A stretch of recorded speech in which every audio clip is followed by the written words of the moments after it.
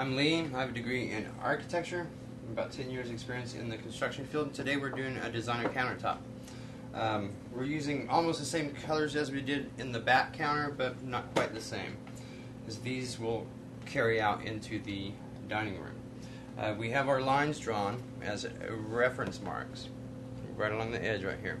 So what we want to do, just take up your spacers, just move the tile out like this, out of the way. You can move it straight out if you want, however you want to move it. File your spacers to the side,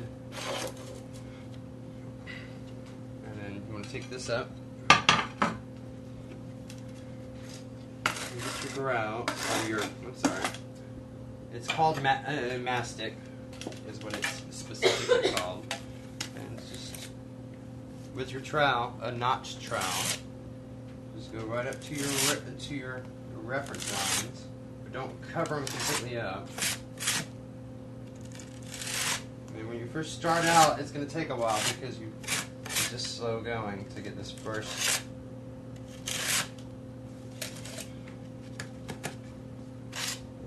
area all set up. So now there was a lump in it right there, so you want to crush the lump and mix it up a little bit just in case.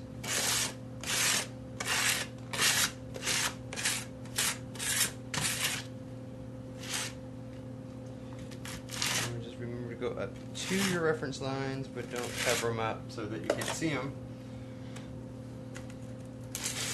And you usually, say on a floor, you'll have one long reference line that will go through the entire house, or maybe it will just go through the entire room. Scrape that extra back into your pan or your bucket. And if you have a few little spots, that's fine. You want to start off with this one right here in the center, really. But you're not going to press it down. You're going to lay this one in too. And you're going to lay this one in. Lay everything that touches a reference line. You just line it up by sight, or use one of the other pieces of tile. You just want to make sure to get this part correct, because it will determine everything else.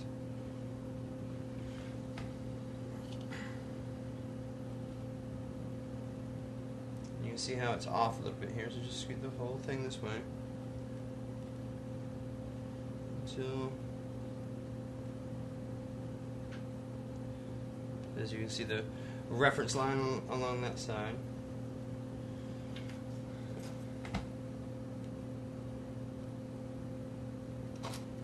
And just keep putting your spacers in.